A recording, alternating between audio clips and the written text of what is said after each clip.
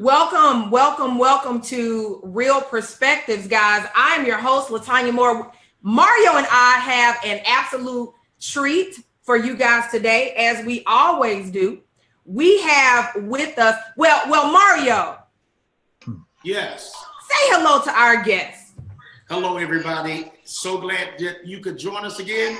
We are very excited. Like Latanya said, tonight's show is going to be off the chain. We have two incredible people, and we've already started talking, and it's already hot.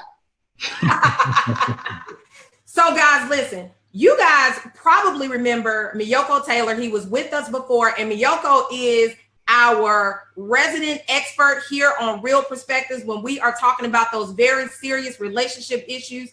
So welcome, Miyoko Taylor, to Real Perspectives. What's up, everybody? I'm back. And listen, if you don't know her, now you know her. We have sexpert, author, Yolanda M. Tucker. Hold up your book, girl, because I need to be able to read it. Hold up your book. So listen, her standout best-selling book is called Pink Pussy Pies and Peanut Butter. If you don't know, now you know. Welcome, Yolanda. Hi, thank you for having me. So as you guys know, we are always, Mario and I are always bringing you some hashtag taboo topics. And the biggest one is why you cannot find and keep a man or a woman. We started the debate before we started streaming live. So I guess we have to kind of get in there. But Mario, you want to lead us off today, right? Yes, I do. I really, really do. And I wanted to just start off just kind of reading some things that kind of set the tone a little bit. There is an article from a PhD student, and she did her dissertation on this, and it became somewhat of a hit for people when they started reading it. So I want to kind of put it out there for our guests today. And for those who are tuning in to kind of see what people are saying. This is a very recent article that was written in June of 2016.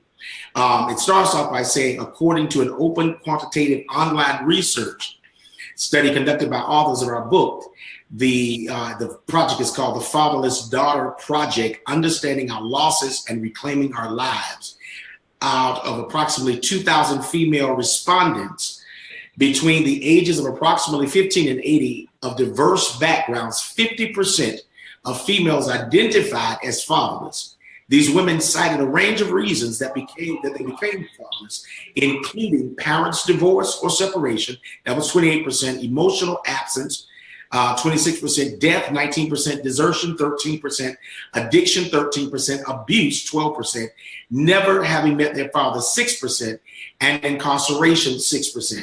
So they describe fatherlessness as the loss of an emotional bond between a daughter and her father for any of the above reasons, which are often compounded.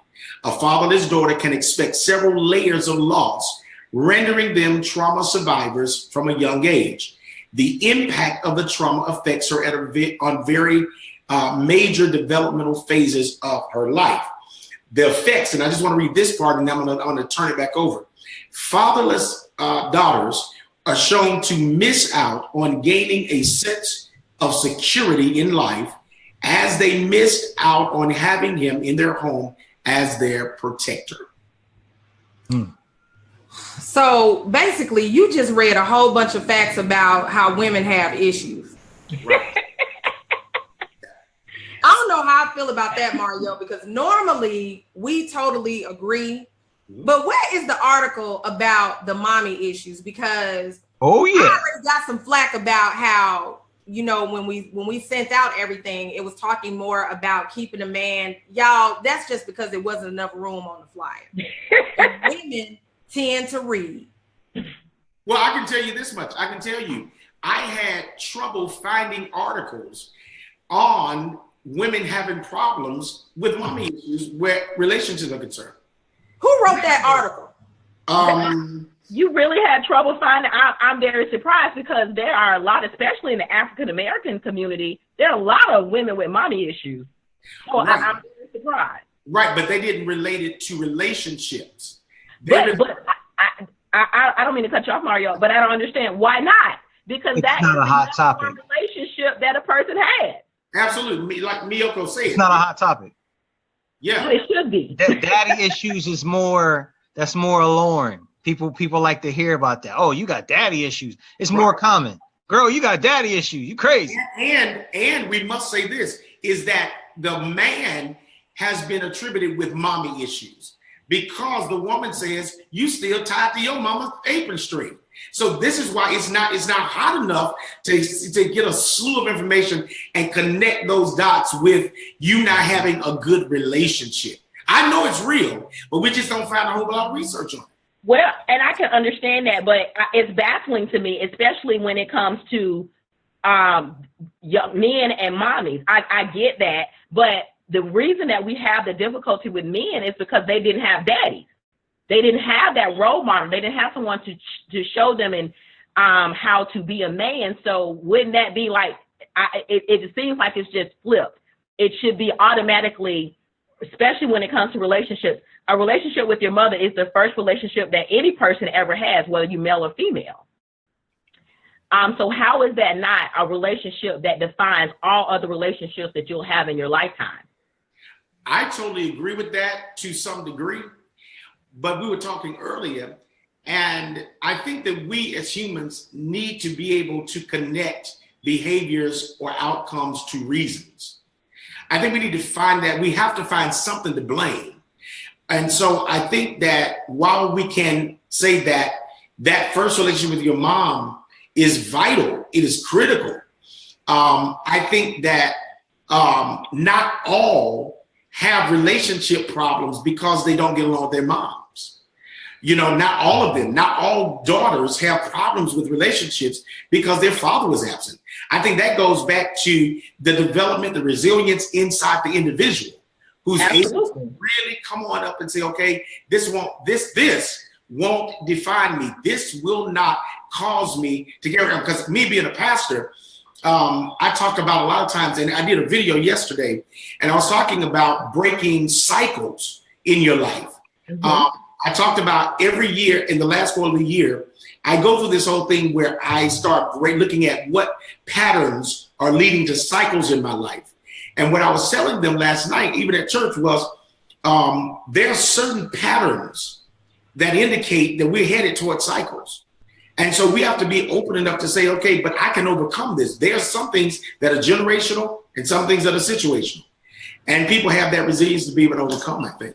But I think what we have to first, but in order to do that, you have to recognize that it's a problem.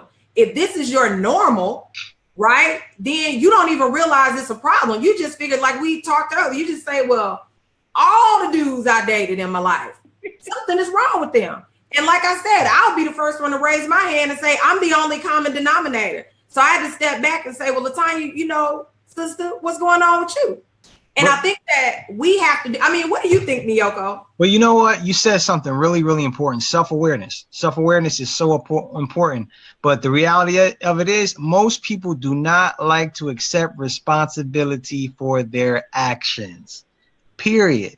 You know, notice when you're in conversation with somebody where they have opposing views, or you quote unquote, tell somebody about themselves and it's the truth, and it's even done in a pleasant way, you immediately get some defensiveness. You get some adversity when you're talking about that particular topic. And I think it's the same with people. Nobody really likes to take accountability for themselves and for their actions, but it's something we have to do. It's not always pleasant. You are not new to Real Perspectives. We are not politically correct. You don't have to be politically correct. Just put it out there. You listen, you know that we will roll our neck, we'll roll our eyes, we'll talk loud, we're gonna get mad. I'm gonna be like, well, Yoko, I know. You know, you do this, you put that lean in there. You put that lean in there like People don't like to see the ugly in them, and that's the ugly. People don't want to take responsibility for their actions, and that's the majority of people. Period. They just don't want to take responsibility. You're absolutely right, Miyoko. But especially where we are now as a country, as a people, we have to take responsibility for ourselves and for our own actions, because how do we get to that next level if we don't? how do we make it? I am that young lady that didn't have, I've never known my father at all. And my birth mother and I have a very, very turmoil relationship. Actually, we haven't spoken in years.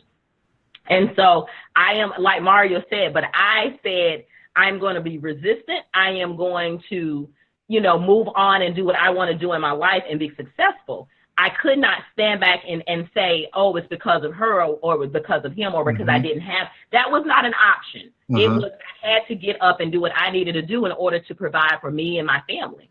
Well, I wanted to kind of point, I think Mario said it or LaTanya said it. I wanted to kind of make a point. People have to know what better is. How many people really know? I think LaTanya, you said something kind of similar to that. They're in these environments, they only know what they see every single day. Us looking on the outside, we may say that is the craziest situation that I have ever heard, I've ever seen, but that's normal to them. That's their level of normalcy. So they have to even have an awareness to, oh my God, this is not the way things are supposed to be. This is far from where the things are supposed to be. So now I could take actions towards that. But I think, and I agree with you, I think the problem is some people just aren't aware that they are in turmoil. They're in this position where this is not how it's supposed to be. But until they realize this is not normal, they're going to be stuck in the same situation. And I totally agree with you, man, because what I found out, in counseling is that when a person grows up in an environment where they see a particular behavior acted out on a regular basis and they survive, it literally becomes the way of life. Yes. You know what I mean? I know people, honestly, that cannot enjoy sex until they have been in a brawl. They need to fight so they can have great makeup sex. So they will battle, they will go in and create an environment of turmoil because that's what they associate great sex with. And this is why I say that, when you get with people, you've got to slow down long enough to know their history. You've got to be able to see what that interaction was like in that house. You've got to see if that family is littered with divorce, abuse. And then it doesn't mean that the person is no good, though. It means that you need to be aware of what you're walking into, because that residue may still exist upon their life. And they will begin to show that once they get in a relationship with you, because that's what their normal is. I agree to a certain extent with you gentlemen. And here's why. I think that people make excuses. They know that their normal is not normal. They make excuses in order to stay in their drama and foolishness. And because that's comfortable for them. And we don't want to do anything that's not comfortable. I don't know that they, quote unquote, don't know that that's not normal. I think that they're just comfortable in their foolishness. And so they decide to stay. Okay. I'll add to that. I'll say I agree with you to a certain extent. This is good. I think some people, because they have been raised in a certain environment, this becomes a way of life. Like Mario was saying, it becomes a habit. So why is it you have a young gentleman that was raised a certain way? He ends up beating every single woman that he's in a relationship with. And then he says, you know what? I truly want to stop, but I just don't know how to. This is part of my makeup, because that's what he saw his father do. And his father saw his father do, and vice versa. So I really think there are some people that obviously they don't want to get uncomfortable, getting out of your comfort zone. I get that. But I think there's some people who really struggle, even on a psychological level, due to not having a daddy or a mother and having that issue. So that becomes part of a psychological process to where it's a habit now. It's just how they function. Absolutely. And I don't disagree with you. It is a psychological and it is a habit. But you and I and everyone on this panel knows that habits can be broken. Absolutely. So again, it's about, LaTanya said it earlier, identifying that there is a problem and accepting that there is a problem, and then having the forethought to do something about it. So a lot of times, most people, they're just not going to do anything about it because that takes effort. That's true. The effort. So that's so the question arises is, do they realize that it's a problem? Right. And I go back to this. I agree. But you think about if you have generations of a family and all of them are operating the same way. So every generation sees that this is normal. Then they surround themselves with other people who live the very same way. And it's normal. It's even passed along as a norm. And let's go back to all men cheat. All men are dogs. Some men are going to hit you, and you think that that's normal because psychologically what has happened. See, one thing about resilience inside of an individual, I think that we must give account to the resilience that I believe comes from God to individuals. Some survive, some die. Some come through, some don't. Some have this individual mandate where they can just overcome. But psychologically, some people are just done in and they reenact those parts of their life. And what they end up doing is surrounding themselves with people that also feel that way. So if you get a tribe of people who behave the same way, it's the norm of my tribe. You look at girls who fight. You look at dudes who gangbang. They make sure they surround themselves with girls who will support that system. And we are looking at, y'all ain't normal. Y'all think y'all are that. This is normal, you know? So I think that there are some people, Yolanda, that absolutely have the fortitude to be able to say, I got to take care of me and mine. And I cannot let this kill me. I got to pull up out of here. And then there are some that will tell you, Yolanda, this is the way we live. What are you talking about? Yes, I wholeheartedly understand. I do. Again, my thought process is this. Just because you've seen it and you lived in it does not mean that there's not an opportunity for you to change as a person. But again, you have to want that. And this kills me, especially with African American men, when they tell me this, oh, well, I've never seen anything different. That's not true. It's just not. If you live in this world, you've seen something different. You have. You may have chosen not to look at it and appreciate it for what it is, but you've certainly seen something different. I think if you get benefit, though, I think the problem is if you get benefit, because that's the only reason we say something. That's the only reason we practice something, because there's a pleasure factor in it. You can see that may not be normal for them, but we're getting some benefit from this. And so some kind of way, I believe that the reason they don't say, they'll say to someone, well, I haven't seen anything different, because I believe that at some point you can become blind to an outside world. Absolutely. Exist in a place, man, and you become blind to it and oblivious to it because your whole fiber is so into where you live, because this is what you know. You know, when you see educators that bring boys like the school in Chicago, the all-boys school in Chicago, one of the things that they do is to take them out of the environment and house them. They do not let them go back to the environment because they have to psychologically reroute their environment. Because what they would do is educate them and then they go back home and they pick right back up. That whole residue comes back on them. So I think it's like you said, though, I think it's individuals, you know. Mio, what you think? No, I agree with you 100%.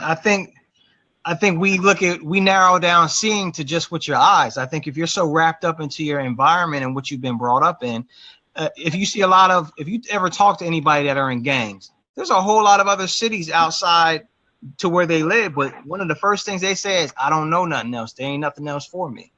Yeah. Although there's so many different things in their possible environment, but they don't have that mentality to go out and search for something better. So I go back to, again, saying it's the whole psychological impact that someone has had on them, whether it's the mother, whether it's the daddy issues. Somewhere in their environment, they have been programmed to believe that this is the only thing. This is there's no salvation for them in any kind of way. This is it. This is their end all be all. So they start to act out that particular mindset. Yeah. We may see it different, but this is how they view things. Well, can I introduce this piece? Is it absolutely true? You know, and I'd like to hear some comments. Well, I'd like to say this real quick. Kim Brooks is on live and he's listening. He said, I'm going to have to listen to y'all later. I'm going to go pick up my daughter. And I know, right? But I want to say this. One of the effects that this writer distinguishes in here, and it stands out, is, and I'd like to ask, is this 100% true? Or is there some room to disagree here? Fatherless daughters are shown to miss out on gaining a sense of security in life as they missed out on having him in the home as their protector. Is that like 100% empirical evidence? Can we argue that point? Can Not we? true. I don't think so. Not true. Not true. I would Not say true. it's not true. When you initially said that, I'm thinking in my head, I don't agree with that. I don't agree with that statement. I don't either. Okay.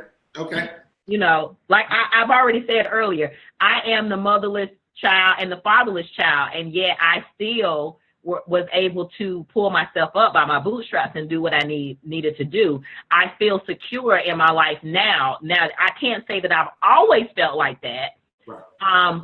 And a lot of that has to do because I didn't, and I still don't know who my biological father is. So I think that, yeah, are there some issues there? Yes, of course. But do I feel secure in myself? Of course. But I think that the bigger issue is that I think in general, there are other factors that help us in the other parts of our lives, right? So for those of us that have suffered anything, whether it's abandonment or anything like that, sometimes you have that mentor that helps you in school or that helps you excel in school. What I was going to say. And things of that nature. But when you talk about relationships, it is all you. Yeah. At the end of the day, whatever happens on the outside is because of whatever you have on the inside.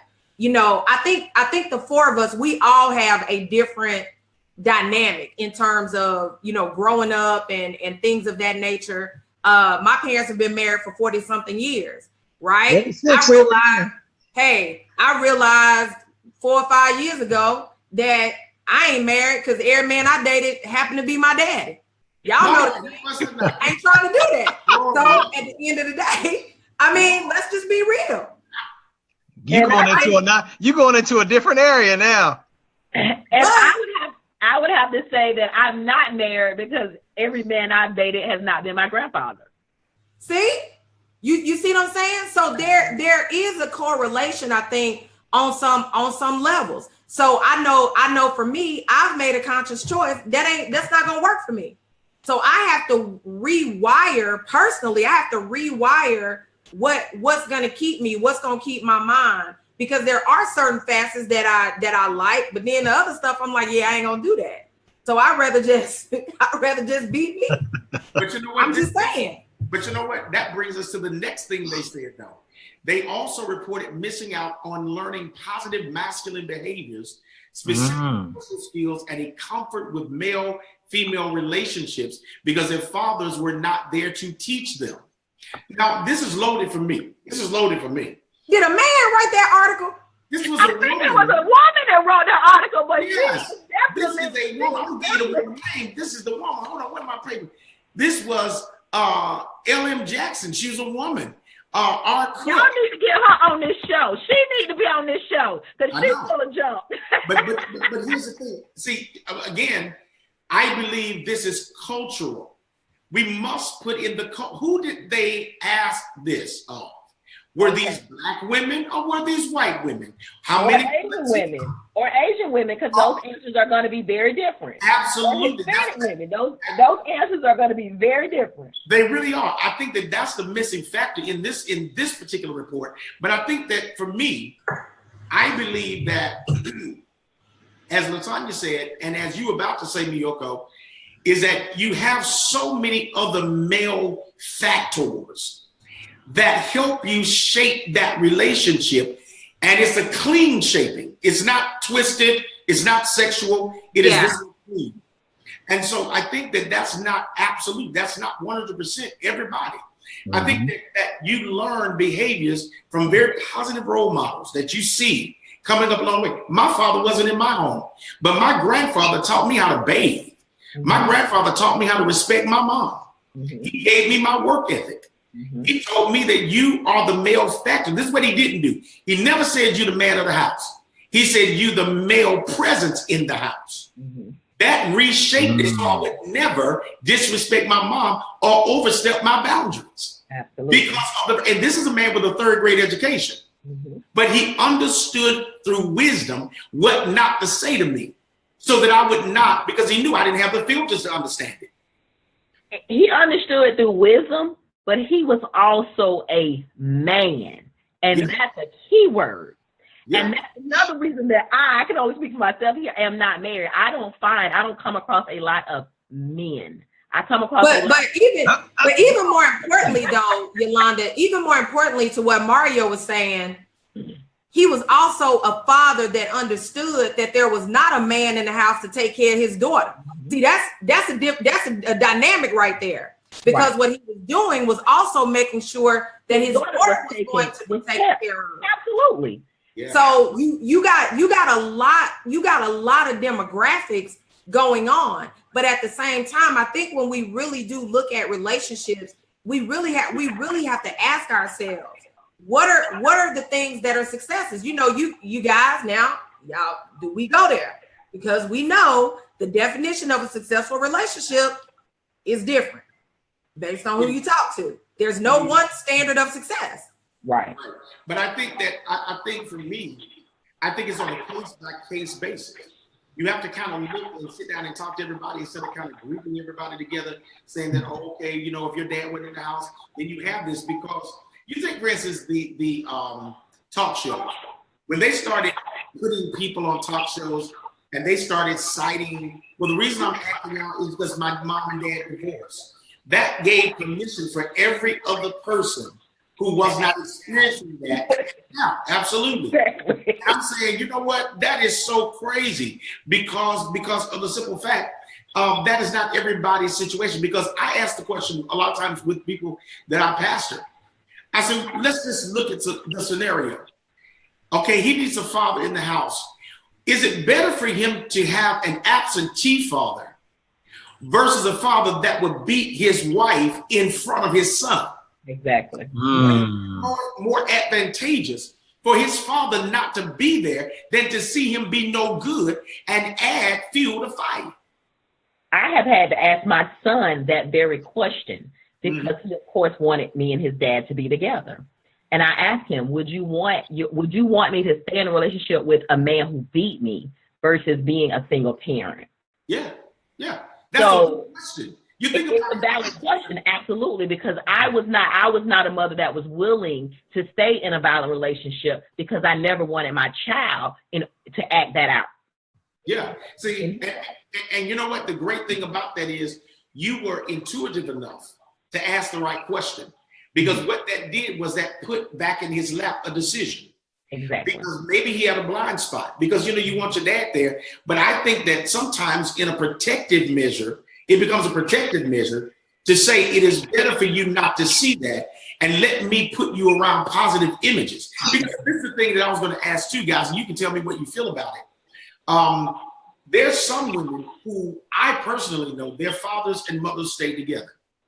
But there was, as this woman, Dina, her name is Dina, quoted, there is emotional absence. Now he provides. Because we say, particularly to Black women, oh, well, you know, daddies need to take her to get her hair done, get her nails done. He need to take her on her first date. So then he's the image. But what if he is a great provider, but he cheats on her mother? What if he doesn't come in for 3 days, he disappears, but they keep their bills paid? What if he's emotionally absent even from her mom? What if he takes care of her? What about this? What if he treats his daughter better than his wife? You do know that that's about probably, I would say, about 80% of African-American marriages, right? Of course. 80? Of course. Now I need to report your empirical data now. 80? I'm serious. Yeah, I'm serious. That's look, Yoko, I'm with you. I object. 80%? The statistic is very high. You know how many people that are in unhappy marriages that don't want to be, especially African-Americans? I object. The reason why I object is because I think often we base our opinion on our own experiences, and you can take exactly what you said and apply that to your own experience. And then there's somebody across town in a different environment and have a completely different perception of what you just said. That's why I object. When you talking about statistics and things like that, I kind of like, don't really know. You can object, and that's fine. I have no issue with that. Because I think the negative is portrayed so much about us in our culture. Absolutely. I just feel like sometimes if we allow it, we allow that perception and that mentality to slip right in here. And the thing is, what's happy? Just like we talked about success being subjective, what's happy? See, oftentimes there may be just a need that needs to be met, and whoever for lack of a better word, the complainer is, they haven't even opened their mouth to say anything. So how can you be happy when you have, how can you be mad when you haven't even expressed that there's an issue? That may be the case, but it happens all day, every day. And it's not dead on statistic because it's been a while since I actually went and researched it. I should have pulled it for tonight. I didn't know that I would actually bring it up, but it's not my statistic. But where does it come from? My question is, when you had the statistics, where does it come from? What is the and what are the questions? Listen, what are the questions? If you ask the average person if they're happy in general, depending on where we are in the menstrual cycle, every woman gonna say no. You ask the question, where does it come from? It comes from white America. Exactly. From white racist America who always want to paint the picture of a disconnected black. It comes from Charlottesville, Virginia. Hey, listen, let's go on there. Let's go on there, because these people are putting these statistics in books. People are reading the books, and it is not true. We need research from our own people, because what they are missing is that there are people, because see, let's go back to this piece. Just because people have personality differences does not mean that they're in an unhappy marriage. Right. Because see, when you start talking about how many people go to counseling, it doesn't mean that the marriage is in trouble anyway, because I personally do not believe that there are ever marriage problems. There are problems with people. Marriage is a solid institution. It's the people in there that have issues that can't get along. We have a marital problem. No, you aren't. You are having an issue with you understanding your mate. There's a personality conflict. Right. Exactly. Or maybe it's a communication conflict. But it's still between people. It's still the people. But what's the root? Like let's think about this. Because first of all, we've kind of put out there that this is why that mommy and daddy issues are possibly the reason that relationships aren't working. Regardless, again, we can talk about success, and I think we all agree that success is subjective based on your lifestyle, based on what you like. You may want the whole power couple set up where, all you do is go to fundraisers and that sort of stuff. And if that's your life, I'm not knocking it. That's fine. That may be success for you. But for others, it may not be. They may want more quality time, more quiet time. So in those two situations, right? On the outside, everybody may think, well, this is successful, but those same people may part ways. But you know what I found too, is that individuals see different images that are downloaded to them and start measuring their own life by the images that they see, and then call that abnormal. See, that's stay on social media to determine what your lifestyle need to be like. Or that's how they determine if they're happy. That's how they determine. Right. Yeah. But this is what I saw, and this is what I saw growing up. I grew up in a church where, and being a pastor, I traveled for so many years, only to discover that people were public successes and private failures. People in church are sitting around thinking that their pastors have an ideal marriage, and they ain't even sleeping in the same bedroom. Exactly. They are so broken and so fragmented. But then you got people in the congregation. Oh Lord, bless me with somebody like Pastor. Oh, bless me with somebody. Pastor, I mean, come on here. God, that is a lie from the pit of hell. Send it back right now in the name of Jesus. Lord, and when they hell you show up, they be like, exactly. That's what I'm talking about. But I'm telling you, the images that we look at will have us believing that we are so abnormal because we're not the Bradys. We're more the Bundys. Right. But come on, the Bundys, they live listen. I'm just simply saying that, let's do this. James and Florida, the Winslows, the Cosbys. Out of all of those, we could relate to each black family. Their dynamics were quite different. The one in the middle were the Winslows that represented the middle class working family, where you saw both parents working. We saw the grandma living there taking care of kids. It looked normal. But we also understood Flora and James. We understood that, you see?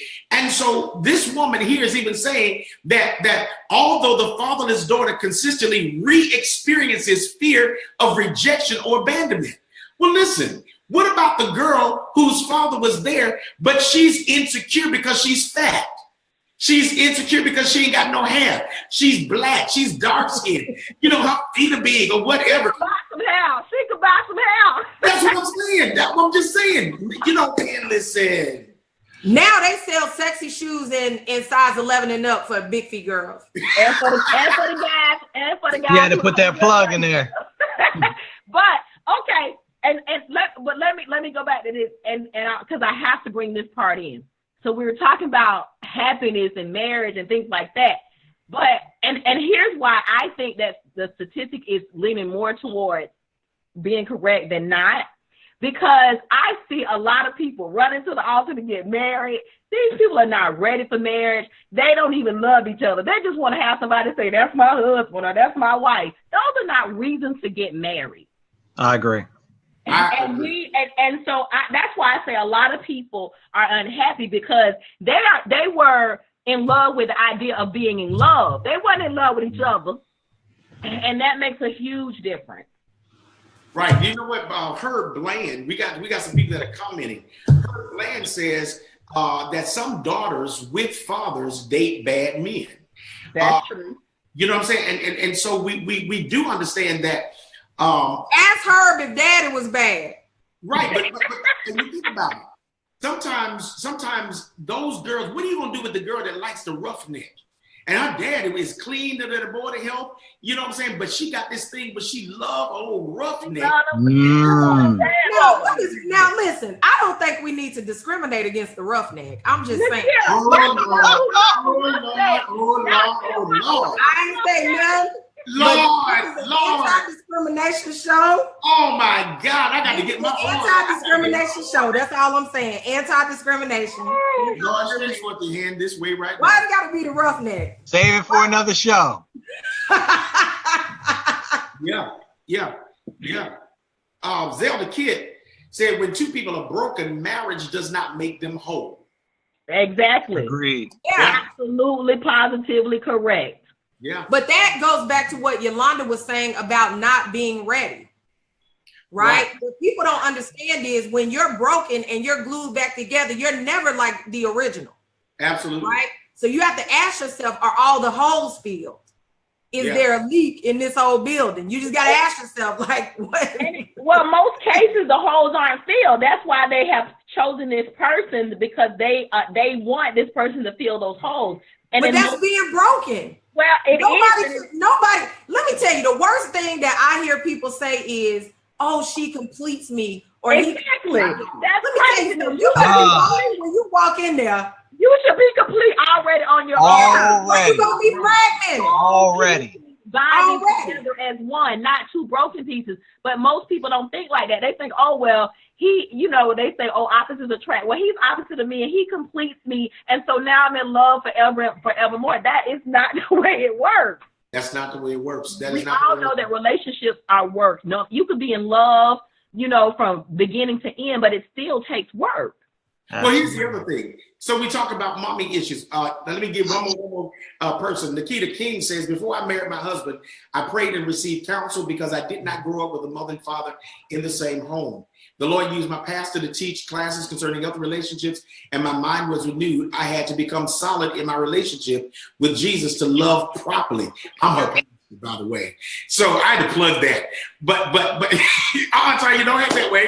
Wait a minute. Let me say this. Because we are disproportionately showing favoritism to the members of the Kingdom Church. Y'all stop throwing these softballs to Mario. Get him, LaTanya. Get him. Well, let me tell you something. What I have found with daughters and their moms, though, here's the thing that we got to talk about too. I've seen people, daughters and men, who have problems with their mothers, sometimes when their minds are renewed, they do have the wherewithal to find the opposite of that, because they have identified that this isn't healthy and I do not want that. Exactly. I do not want that. I do not want that. And they make a covenant with themselves and God. I am not going to fall into that, because they recognize it and they can see it afar off. You know what I'm saying? Because some guys, a lot of women say, well, I want a guy who treats his mom well. But you never think about, but how does his mom treat him? Exactly. I was gonna say, is his mama crazy? Because if he got a crazy ass mama, that's a whole different story. Oh my God. Oh my God. And here's the other thing: you also don't want a situation with that situation. You don't want a situation where the mother is dependent on the son or whatever it is, because she gonna wreck that relationship. Period. I don't care who you are. You will never compare to mama. She will wreck that relationship. And she will act like she ain't do nothing. And then she'll be telling that man behind your back, well, you ain't need her no way, baby. Let me tell you, honey, she ain't for you, baby. Well, because in her mind, her normal, she didn't do nothing. She just protected her son. Well, listen, exactly. Felicia Smith says, is that one of your members? No. Okay. But hey, that's not my member, but that's my best friend. Wait a minute. How good of a preacher are you if your best friend is not a member? Well, you know, she might not live there. She's a pastor, but she's a pastor herself. But I'm just teasing. She said, I'm overly submissive to my husband because I didn't see that in my house. You see, and you think about that. So what she's doing now is overcompensating for what she did not see, because something inside of her knew it was right. I know like 5 people right now that overcompensate. Here's another thing. What is overly submissive? Felicia, put that in the comment section. I need a good definition. All right, Felicia, put that in the comments. But here we go. I think with me, my mom, I always committed myself to taking care of my mom, because my grandfather instilled in me that your mom is working very, very hard to give you a great life. So for me, I always committed to giving my mom the very best life. And to some degree, it messed up relationships, because I could not imagine abandoning my mother. You see what I mean? And there is no way to divide that, because even with my mom, and I can say that she's gone now, and I love her. We've had this conversation, so I'm now uncovering my mom. We had a real conversation about it, and she told me before she died it was never her intention, but she was fearing me leaving her. So subconsciously, she really planted that in me. Didn't even say it directly, but I had this enormous amount of guilt because I saw the sacrifices. So here we have it. Do I leave my mother and cleave to my wife? I would say yes. And that is one of the things as a single mother. My son is 26. He's not married yet, but I have always made it my business not to put him in that position. I never want him to feel like that. But that has to do with how your situation shaped you.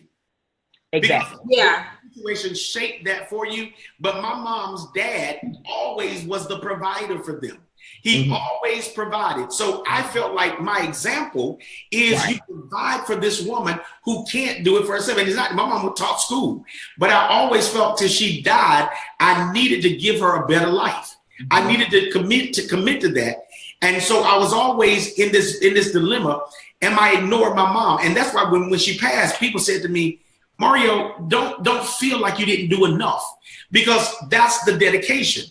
And sometimes it feels like the examples before you have shaped, even as Felicia said, you overcompensate even when it's not necessary, because you become one and you partner with the example that is set before you to overcompensate in some other area. Now, Yolanda, I will say this, even though you have made an effort, because I know people like you that are making concerted efforts to make sure their children know mommy's all right, go on, do your life. There is still something, if he got your DNA in him, it is still something that he's going to feel. I still got to take care of my mom. Because if you raise him with that value system, that's who he is. That's who God made him. And so that's what we do, even though you're releasing him. My mother would even say it out of her mouth. No, Mario, I want you to be happy. I want you to do that. But I'm saying, but if I don't take care of you, who gonna do it? Mm-hmm. And so when she died, man, I was sitting around saying, okay, I got to find a new normal. Because I don't know now if I even got the wherewithal to be responsible for anybody else. I don't feel, I need some time. I need a break. You know, and people are, when you can go and get somebody now. All right, man, shut up. I need a break. Yeah.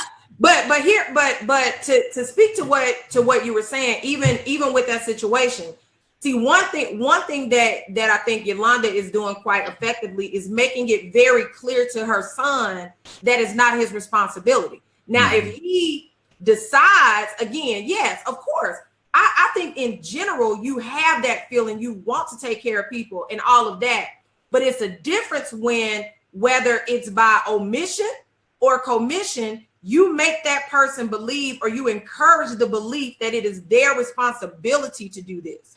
Right. See, that's where it becomes an issue. Because when you have a situation where you got to choose between your wife and your mama, and I'm just using that as an example, or your husband and your daddy, for those of you that are Christian, you already know what you're supposed to do. I was going to say that. Exactly. That really isn't a choice. You know, the Bible tells you exactly what you're supposed to do. Leave and cleave. Exactly. That's right. And that's, because it's not a, see, it shouldn't have to be a war. Right. It's only a war if mama make it that way. Or daddy makes it, right. Or if the parent makes it that way. Because if the parent is saying, okay, son or daughter, now you are married, and so therefore now that's your life, that's fine. Like, that's your license to do what you do. But when the parent does not do that, that's what creates the clash. But what does the warfare look like when the daughter has a good father and she looks for her husband to be her father? See, that's a different warfare. That is very different. Different warfare, because she's looking for her father, and it almost takes away her independence. Yeah. Because looking for not a husband, but she's looking for that father, and that's negative and positive. Even if she provides everything, but she's looking for her father. See, that's why when you say, well, oh, she's missing so much, but what did she pick up from him? I preached this message. You and I talked about this. I don't know if Miyoko was on that night when we were with the guy from San Francisco. What's his name, John? I have no idea. Not David, but we were on with a podcast. But I said this to him. Oh, Eric. That was Saphir. Right. I preached a message called, What Did You Take from Your Father's House? It was talking about when Rachel and Jacob got ready to leave Laban's house. She took the idols from her father's house and hid them under the saddle. When they left, she took, what did she take? The ideology from her father's house. And when the father returned, he knew immediately, my idols are gone. My idols are gone. To the point that he was ready to kill both of them because she took her father's ideology. So that could be negative or positive, because she could expect you to always provide for her and she didn't have to do anything. It's just a whole lot of things that you take. So it has to be sorted out, because a man will say, I ain't your daddy. That's why. And that's true. He ain't her daddy. Yeah. You see, listen, if you know that you want a man like your daddy or a woman like your mom, in dating, you have to look for those qualities. I mean, that's just how it is. Why would you date a man if you grew up in a household where your father pays all the bills, he's the provider, this is what you're looking for, then don't number one, either don't date somebody that you ain't willing to live within his means. See, a lot of times that's the issue. If I live a certain lifestyle, but then I want my man to be the provider and all that, then I may have to lower my lifestyle to live within his means, and then he can provide. Instead of telling him, well, you need to get 5 jobs to come up to this standard because I don't want to work. Say that again. Say that again. Repeat it. Come on. Let's keep people need to hear that. I'm on Team Miyoko tonight. I'm on Team Miyoko tonight. Say it again. No, that's absolutely right. And here's the other thing. Women need to communicate. If that's what their expectations are, they should communicate that up front. So you can tell them, shit, that ain't me. That's it. And that's what I'm saying. See, that's the stuff that really needs to be talked about up front. Exactly. We need to get married, and then that's our battle. You know what I'm saying? Because you're coming to expect something that I cannot or am unwilling to provide for you. Well, a lot of people, when they go into relationships, they go in head first with emotions first, expectations later. It's more like desires first. That's their problem. Desire first, right? Yeah. Expectation later. So now you're deep into the game, into this relationship. Now you're starting to lay expectations. And then they're like, well, this is not the you that I've been with for all this time. That's true. And like I say, that's because they did not communicate those expectations. Absolutely. That should be done first. Exactly. But here, and I'm gonna tell you what happens, especially with women, with most women, they say, oh, well, I'm just gonna ease it here, and then he'll change, or I'll change him. This is the man that I want him to be. That's it. Men are not Play-Doh. See, that's the problem. We think that we're Play-Doh. So if we want him to be one way today, we shape and mold him into that. We want him to be Play-Doh so we can shape and mold him into whatever we need him to be tomorrow. Men are very simple creatures, and that's not to downplay men. They need consistency. As long as they are right.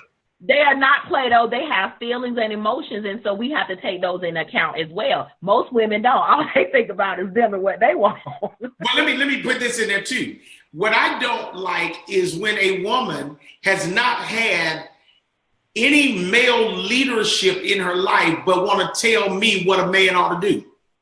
I do not want to hear that from you, ladies. I do not want to hear that. You have not had any male anything in your life, all right? I don't need you to try to give me the prerequisite for being a man when I have been developed, all right? See, that's the whole issue right there, too. Is like, well, if you're a man, you'll do that. How you know? Absolutely, man. I was in a. Those words are being phrased wrong, because it should be, if you a man that want to be with me, this is what it's going to take. Right, then I can go ahead and dismiss you. And that's okay. But at the end of the day, we should have that conversation where I'm saying, no, because let me speak for myself. I have certain expectations. One of those realistic. I'm going to give you, I was going to say, I'm going to give you an example. So one of those expectations are, if you have children, whatever you're getting ready to say is unrealistic. It is not. They have to be involved in their children's life. That is not unrealistic at all. Let me tell you why that's unrealistic. Because I just talked to a man 2 days ago that paid thousands of dollars in child support a month, and his ex-wife will not even meet him for visitation. Okay. He's active in their lives. Okay, but here's what I'm saying. He's attempting. He called you, right? That means he's attempting to do something. He's not just sitting back saying, oh, well, she said that I couldn't. And I got you. He's being proactive. I have no issue with that, because there's some crazy chicks out here, just like there's some crazy dudes. At the end of the day, he's being proactive, and he said, I want to be with my children. Yeah. Now, how in the hell you going to take care of me if you don't take care of your own blood? I'm just asking. Let's just be real. Well, how about this? That's another hand raise. I wanted to throw that in there just for the women that are listening, that you got to go deeper than when the last time you seen your child. Absolutely. Yeah, we gotta go deeper than that. But if I know that your son or daughter's mother is trying, you have access, and you won't, like my son's father, you live across the street and you won't walk across the street to see your child. No, baby, I can't be bothered with you. I am not. No, zero. Well, I agree, because that tells you a lot about that individual. So you are looking at it from a much deeper perspective as the average person. Because if he's not even going to take care of his own blood, and my father, my parents have been married for over 46 years. So my father has always told me, if you want to know a lot about a woman's son, see how she treats her parents. Mm-hmm. Yeah. Pay close attention to how she treats her mama and her daddy. I don't care if he's not really in her life. That's right. If she has a type of connection with him, pay attention how she says it, when she says it, and all those things, because if she can't really love and respect them, she may act like she loves and respects you now. Absolutely. Oh, but you haven't seen the viper. Absolutely. Hey, let me say one thing. Let me say one thing to that. For those of you that have the pleasure of watching the King Albert show, men, don't judge me by our interaction. I love my father. He is such a sweet man. So I just wanted to put that caveat out there because, you know, since Miyoko put it out there like that. Well, Miyoko, you were about to say that you were in a relationship and you were about to address. Oh, yeah. Let me get back to that. Okay, so I was in a relationship for 7 years with somebody. Father was never in her life. I mean, she knew who he was, where he was, but he was never in her life at all. She didn't really have any positive male figures in her life. So make a long story short, at the end of the relationship, she was pulling particular demands on me and saying, this is what a man should do. And this is what you're not doing, and et cetera, et cetera. And I said, one of the things I said to myself is, how would you know? Where did your examples come from? Right. How you know? But her example was she wanted to be put in a home. She didn't want to work. She really didn't cook well. So she just, and to make a long story short, she wanted to sit around the house, wanted me to make all the money, pay all the bills, and she just wanted to sit there and look cute because Miyoko Taylor owned a business and was progressing. So she just wanted to be that trophy woman. She needs to stop watching. She needs to start watching all of those Housewives series. But this was before the Housewives was big. No, she's an OG. I mean, this was before Housewives. Well, Miyoko, I mean, encourage her to take some cooking classes. Okay. What did you need to justify her staying at home? I'm just saying, what's the justification? We got 2 minutes. Mario, I think we had some comments. I want to share a comment from Safir Malik, who always has something spirited to say. Safir says, when it comes to marriage, you cannot allow a person's issues to imprison you. This is why folks hide their issues. Then once they get married, they tend to use the marriage as a prison. Absolutely. Right. That is dead on. That is dead on. So listen, that's going to have to be our very last comment. This has been such a spirited show. Thank you, Miyoko. Thank you, Yolanda. My pleasure. Now, we do have 1 minute, but we're going to start with our guests. We're going to go Yolanda, Miyoko, Mario. Everybody kind of give their last word. Well, my last word would be this. Miyoko said earlier about the lady not having a mother figure. I didn't have one either, and that doesn't necessarily mean that I'm a bad person or a bad mate. It's the way that I treat my biological mother, and unfortunately, to love her, I have to love her from afar. I don't think that's a bad thing, so you have to look at the individual and the situation in itself before you make a decision. Absolutely. Awesome. Miyoko? Yeah, I just want to say she didn't have that father figure. It wasn't the mother. But what I would say, this show has been absolutely awesome. There's so much more that we could actually get into. But the reality of it is happiness is going to depend on those particular individuals and what's going on in their relationship. Absolutely. Absolutely. This has been a great show, and I've had a great time. And I want to thank you guys. And lastly, I would say you cannot live your life on theory.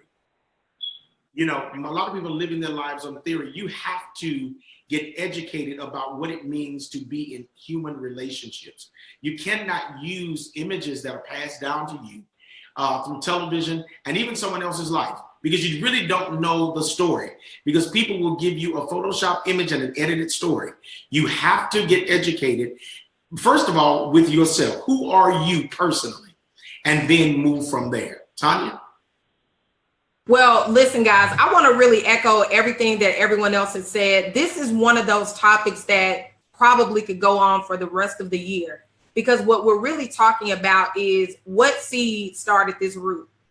And that's the thing that I think I want to encourage everyone to ask yourself, where does this come from? When you look at yourself, there may be some things that you don't like about choices that you've made, behaviors that you exhibit. But then you have to come back and ask yourself, where did this come from? What's behind the behavior?